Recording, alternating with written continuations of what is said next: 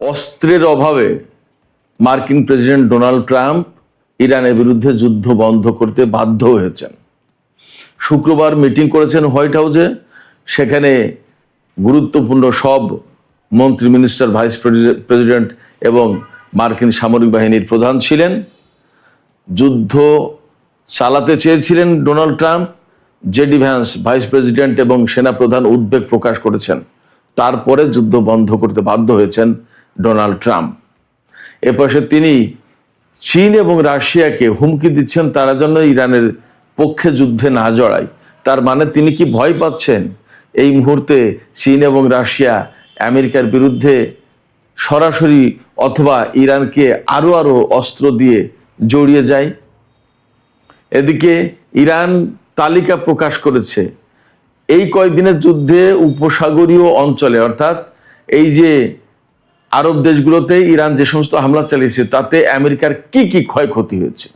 শুধু তাই না, আইআরজিসির মুখপাত্র ব্রিগেডিয়ার জেনারেল মোহেবি তিনি জানিয়েছেন এই কয়েকদিনের যুদ্ধে ইরানের হামলায় 200-র বেশি মার্কিন সেনা নিহত হয়েছে। জেনারেল মোহেবি বলেছেন যে আমাদের কথা যদি বিশ্বাস না হয় তাহলে মার্কিন সরকার সাংবাদিকদেরকে আমন্ত্রণ জানাক, উপসাগরীয় দেশগুলোতে কি ধরনের ক্ষয়ক্ষতি হয়েছে দেখাক। সুপ্রিয় দর্শক, আমি আপনাদেরকে ক্ষয়ক্ষতির পুরো তথ্য আমি আজকে আপনাদেরকে জানাবো। এপাশে ইরান ঘোষণা দিয়েছে তাদের হাতে 50,000 খাইবার শেখার ক্ষেপণাস্ত্র আছে, যেটা হাইপারসনিক ক্ষেপণাস্ত্র, যার গতি প্রতি ঘন্টায় 19,500 কিলোমিটার। আর পাল্লা, সেটা বিস্তারিত তথ্য জানাচ্ছি। ইসরায়েল বলেছে যে আমেরিকা যুদ্ধ বন্ধ করে যে কূটনৈতিক তৎপরতা চালাচ্ছে ইরানের সাথে, এই কূটনৈতিক তৎপরতা ব্যর্থ হবে এবং এখন যুদ্ধ বন্ধ করলেও মার্কিন প্রেসিডেন্ট ডোনাল্ড ট্রাম্প আবার ইরানের বিরুদ্ধে বড় যুদ্ধ শুরু করতে বাধ্য হবেন। তার মানে ইসরায়েলের পক্ষ থেকে কিন্তু একটা উস্কানি আছে। এপাশে ইরান জানিয়েছে আমেরিকা এরই মধ্যে 3 দফা প্রস্তাব দিয়েছে যুদ্ধবিরতির জন্য 3টা দেশের মাধ্যমে। ইরান প্রত্যেকটা প্রস্তাব নাকচ করে দিয়েছে। এই 3 দেশ কারা কারা ইরানের কাছে আমেরিকার পক্ষ থেকে যুদ্ধবিরতির প্রস্তাব নিয়ে গেল? মার্কিন প্রেসিডেন্ট ডোনাল্ড ট্রাম্প গত 2 দিন, অর্থাৎ মার্কিন বাহিনী গত 2 দিন ইরানের বিরুদ্ধে কোনো যুদ্ধ করছে না। একেবারে হঠাৎ করে কি হয়ে গেল? চুপ কেন তারা? আমি নিজেও খুঁজছিলাম যে ব্যাপারটা কি, যুদ্ধ নেই কেন, তারা চুপ হয়ে গেল কেন? কিন্তু শেষমেশ তথ্য এসেছে। মার্কিন গণমাধ্যম Axios, new York Times, CNN সবাই বলছে একই কথা, অস্ত্রের অভাবে, গোলা বারুদের অভাবে ডোনাল্ড ট্রাম্প আর ইরানের বিরুদ্ধে এই মুহূর্তে যুদ্ধ করতে চাইছেন না। এতটাই কমে গেছে যে অল্প কিছুদিনের ভিতরে তার টোটাল ভান্ডার ফুরিয়ে যাবে। নট অনলি দ্যাট, আমেরিকার কর্মকর্তারা বলছেন যে পেট্রিয়ট ক্ষেপণাস্ত্র ব্যবস্থার যে ইন্টারসেপ্টার এতটাই কমে গেছে যে মানে আর চলা সম্ভব না, আর 1-2 পা গেলেই শেষ। এর ভেতরে শুক্রবারে, আজকে তো রোববার, শুক্রবারে মার্কিন প্রেসিডেন্ট ডোনাল্ড ট্রাম্পের অফিসে, হোয়াইট হাউসের অফিসে মিটিংয়ে বসেছিলেন প্রেসিডেন্ট ডোনাল্ড ট্রাম্প, যুদ্ধমন্ত্রী Pete Hegseth, vice president JD Vance, সেনাপ্রধান ড্যান কেইন সহ সব গুরুত্বপূর্ণ মন্ত্রী কর্মকর্তারা। সেখানে ডোনাল্ড ট্রাম্প ইরানের বিরুদ্ধে বড় অভিযান চালানোর কথা বলছিলেন। আমি যে বলছিলাম যে মধ্যপ্রাচ্যে 100 রিফুয়েলিং ট্যাঙ্কার আনা হয়েছে, ইরানের বিরুদ্ধে হয়তো অনেক বড় অভিযান চালাবে, অনেক বড় যুদ্ধ শুরু করবে, সেইটাই শুরু করতে চেয়েছিলেন এবং সেই ব্যাপারে আলাপ আলোচনার জন্য ডেকেছিলেন মার্কিন প্রেসিডেন্ট ডোনাল্ড ট্রাম্প। কিন্তু সেখানে সরাসরি ভাইস প্রেসিডেন্ট জেডি ভ্যান্স এবং সেনাপ্রধান, মার্কিন জয়েন্ট চিফস অফ স্টাফের চেয়ারম্যান যিনি জেনারেল ড্যান কেইন, এই 2জন ব্যক্তি উদ্বেগ প্রকাশ করেছেন। মার্কিন গণমাধ্যমে খবর এসছে তারা উদ্বেগ প্রকাশ করেছেন। কিন্তু এই উদ্বেগ প্রকাশ করা মানে কি জানেন? এই উদ্বেগ প্রকাশ করার মানে হচ্ছে তারা যুদ্ধের বিরোধিতা করেছে। বলছে যে এই ধরনের যুদ্ধ করতে গেলে কি কি প্রবলেম হতে পারে সেই কথা তারা তুলে ধরেছেন। তার ভিতরে হয়তো এইরকম বলেছেন যে অস্ত্রের ভান্ডার এই অবস্থায় যদি ইরান টিকে যায়, এই হামলা মোকাবেলা করে টিকে যায়, তখন আপনার বাহিনী পারস্য উপসাগর থেকে পালাতে পারবে কিনা? কারণ তারা তো তখন অস্ত্রশূন্য হয়ে পড়বে। শুধু তাই না, গতকালকে অথবা পরশুদিনের একটা ভিডিওতে বলেছি না, IRGC বলেছে ভারত মহাসাগরে অবস্থানরত মার্কিন যুদ্ধ জাহাজ থেকে ক্ষেপণাস্ত্র ছোড়ার মতো কোনো ক্ষেপণাস্ত্র তাদের হাতে নেই। মানে এতটাই ক্ষয়ক্ষতির মুখে। আমি আপনাদেরকে জানাচ্ছি বিস্তারিত তথ্য কি কি ক্ষতি হয়েছে। তো যখন জেডি ভ্যান্স এবং জেনারেল ড্যান কেইন, তিনি তো সেনাপ্রধান, টোটাল সামরিক বাহিনীর প্রধান, তিনি জানেন না তার বাহিনীর কি সক্ষমতা, তার বাহিনীর হাতে কি আছে এবং তারা কি করতে পারে। তারা এই যুদ্ধে বিরোধিতা করেছে। বিরোধিতার মুখে ওই সেই বড় অভিযানের সিদ্ধান্ত অফ রাখা হয়েছে। আচ্ছা ঠিক আছে থাক। এর ভিতরে ডোনাল্ড ট্রাম্প কূটনীতির জন্য 3 দেশের মাধ্যমে ইরানের কাছে প্রস্তাব দিয়েছে যে যুদ্ধবিরতি করা হোক, কিন্তু ইরান সরাসরি নাকচ করেছে। কোনো যুদ্ধবিরতি আমেরিকার সাথে এখন আর হবে না। কোন কোন দেশ এই যুদ্ধবিরতির প্রস্তাব নিয়ে গেছে আমি বলছি, তার আগে আরেকটু বলি। এই যে যুদ্ধবিরতির প্রস্তাবের জন্য কূটনৈতিক তৎপরতা চালাচ্ছে ডোনাল্ড ট্রাম্প, পাশাপাশি বড় যুদ্ধের হুমকি দিচ্ছে, আবার শুক্রবারে ইরানের বিরুদ্ধে হামলা বন্ধ রাখলো। শুক্র শনি 2 দিন বন্ধ, এই 2 দিন হামলা হয়নি, যুদ্ধ বন্ধ রেখেছে। এর ভিতরে রাশিয়া এবং চীনকে ডোনাল্ড ট্রাম্প হুমকি দিচ্ছেন যে এই 2 দেশ যদি ইরানের পক্ষে যুদ্ধে জড়ায় তাহলে কিন্তু তাদের খুব খারাপ অবস্থা হবে। এটা এটা এটা খুব হাস্যকর ব্যাপার না? একাই ইরানকেই তো মোকাবেলা করতে পারছে না, চীন রাশিয়াকে কি হুমকি দিচ্ছে? এটা কি এক ধরনের বালখিল্যপনা না? এটা কি কোনো যৌক্তিক কথা? যাই হোক, এই যে হুমকি দিচ্ছে, এই হুমকি দেওয়ার মানে হচ্ছে হুমকি দিয়ে দূরে দূরে রাখার চেষ্টা করছে। কিন্তু দুনিয়ার মানুষ তো সবাই ডোনাল্ড ট্রাম্পের মতো এরকম মোটা বুদ্ধির লোক না। কিছু লোক তো আছে চিকন বুদ্ধির, যারা ডোনাল্ড ট্রাম্পের এই পলিটিক্স, এই কৌশল বোঝে না।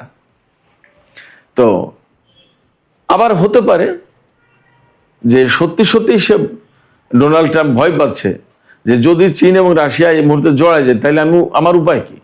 ইরানকেই তো সামাল দেওয়া যাচ্ছে না, সেক্ষেত্রে চীন রাশিয়া জড়ালে উপায় কি? তার চেয়ে বড় কথা যে চীন রাশিয়াকে মোকাবেলা করার মতো তো কোনো অস্ত্রই নেই। তাহলে এই জায়গায় একটা কথা আমি বলে রাখি, ইউক্রেন এবং রাশিয়ার যে সিচুয়েশন চলছে তাতে এখন ইউক্রেন খুব বিপদে পড়ে যাবে মনে হচ্ছে, মোটামুটি বোঝা যাচ্ছে। আর এই যে ইসরায়েল বলল না যে ডোনাল্ড ট্রাম্প যদিও যুদ্ধ বন্ধ রেখেছে একতরফা, এবং তিনি কূটনৈতিক তৎপরতা চালাচ্ছে ইরানের সাথে একটা যুদ্ধবিরতি করা যায় কিনা। ইসরায়েলের টাইমস অফ ইসরায়েলের খবর এসছে, ইসরায়েল সরকার এভাবে ভাবছে যে আমরা শিওর ডোনাল্ড ট্রাম্প এখানে ব্যর্থ হবে, তার মানে ইরান এই যুদ্ধবিরতির প্রস্তাব মানবে না। তার মানে ডোনাল্ড ট্রাম্পকে তখন আবার যুদ্ধ করতে হবে। এটা কিন্তু ডোনাল্ড ট্রাম্পের সামনে একটা বিকল্প পথ দেখিয়ে দেওয়ার চেষ্টা, কৌশলে ইসরায়েলের এটা একটা কৌশল। এটাকেই আপনারা সহজ ভাষায় উস্কানি বলতে পারেন। উস্কানি বলেন আর কৌশল পথ দেখিয়ে দেওয়ার ব্যবস্থা করে যে এই পথে যাও, যাই বলেন। তো এটা কেন করছে ইসরায়েল? ইসরায়েল করছে এই কারণে, ইসরায়েল দেখছে যে আমেরিকার মতো শক্তিকে এইভাবে কোণঠাসা করে ফেলেছে ইরান। আমেরিকা যদি এখান থেকে যুদ্ধ না করে পিছিয়ে যাও মানে কি? তাহলে মধ্যপ্রাচ্যে এই ঘাঁটিগুলো নির্মাণ করতে পারবে না, এই ঘাঁটিতে সেনা থাকতে পারবে না এবং থাকার কোনো পরিস্থিতি থাকবে না। ইরান মধ্যপ্রাচ্যের শক্তিশালী মহাপরাক্রমশালী দেশ হিসেবেই এখানে টিকে থাকবে, মাথা উঁচু করে দেওয়া হবে এবং সে চলাফেরা করবে। তখন সবার জন্য বিপদ, আমেরিকার পক্ষের যারা। তাহলে কি করতে হবে?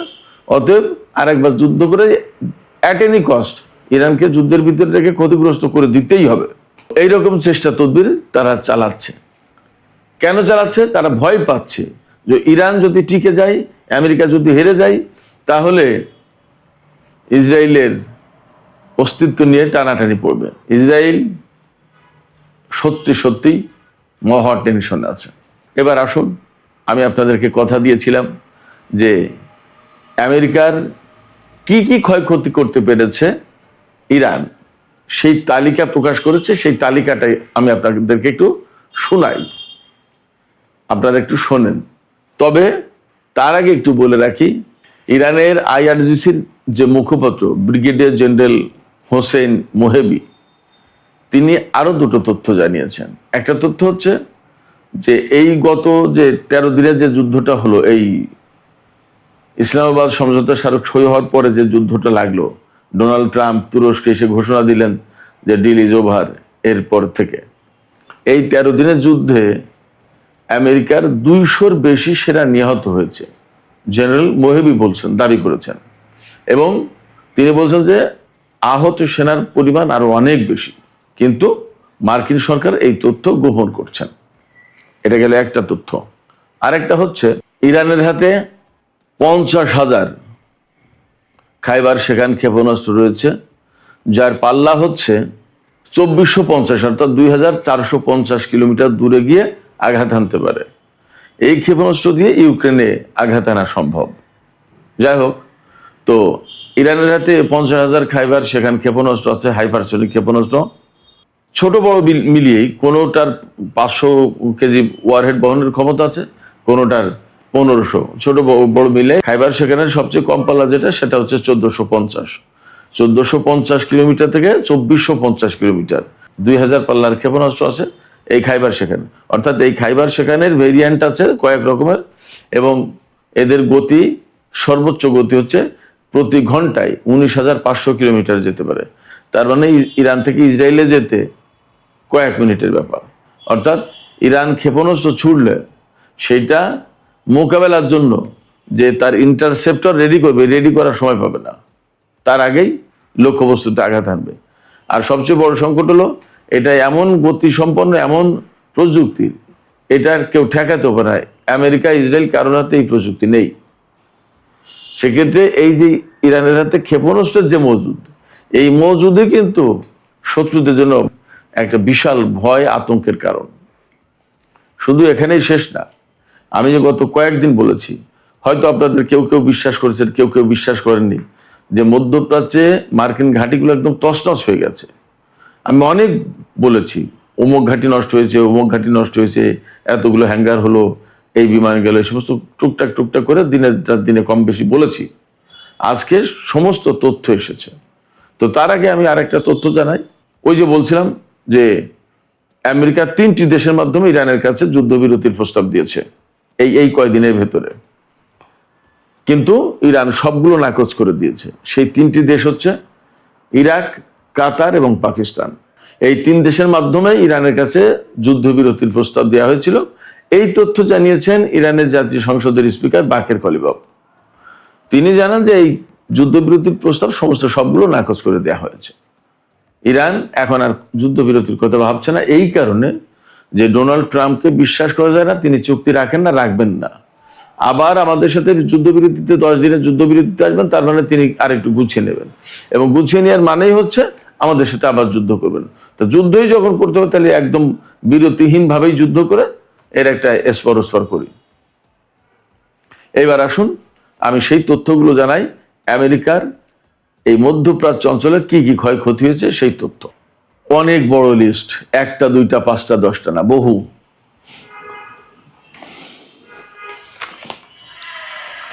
আমি প্রথমে বিমান সংক্রান্ত খোঁজ খবর দিয়ে শুরু করি। 11টি যুদ্ধ বিমান ও হেলিকপ্টার এই কয়েকদিনে ধ্বংস হয়েছে। তারপরে 17টি গোয়েন্দা ও অপারেশনাল ড্রোন।